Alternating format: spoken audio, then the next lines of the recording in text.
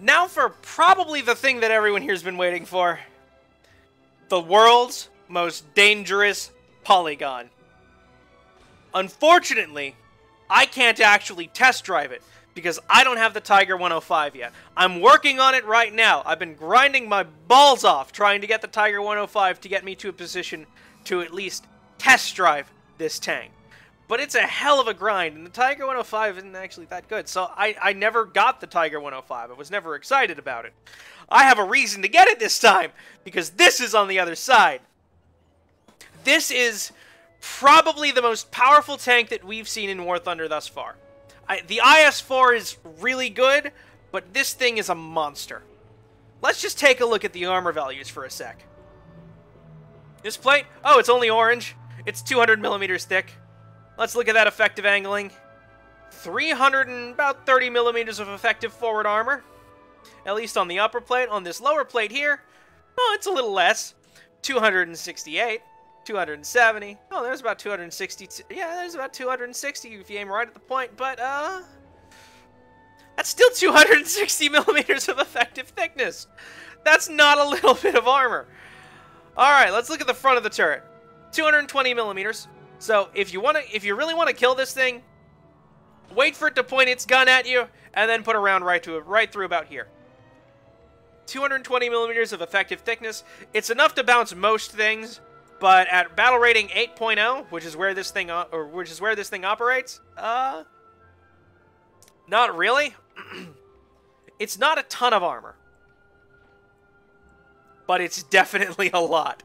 Actually, I shouldn't say that, because that is probably actually about 5 tons of armor on that right there. On the forward section of this Maus alone. Yeah. Yeah.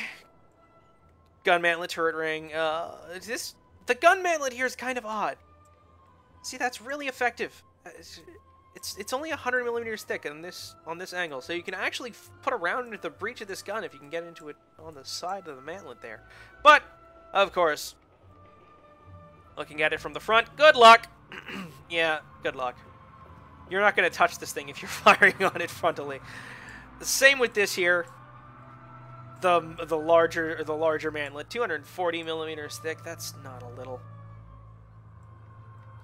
Side armor also 200 millimeters thick. That's a good chunk. Oh, these little doors, 220.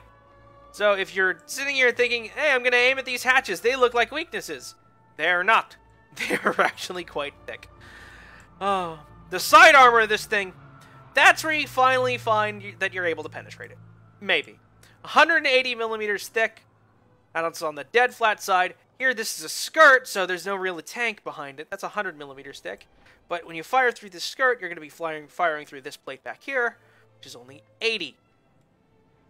So you might be able to sneak rounds in on the upper part of this skirt, if you can remember where it is, and get them into the actual cabin of the tank. But what makes this front armor even more effective, at least it should... I'm going to switch to the internal module view. Oh, poor driver. The drivers always get screwed. But what's between the driver and the rest of the tank? Well, you've got a lot of fuel and a lot of engine. So the fuel in the engine is going to go off before you actually get it into the firing compartment. At least if you're firing through the hull. So my recommendation is quite simple. Don't fire through the hull of the machine. Don't fire through the hull of this tank. It's just a bad idea. It's a lot of armor to get through, and you're just wasting your time.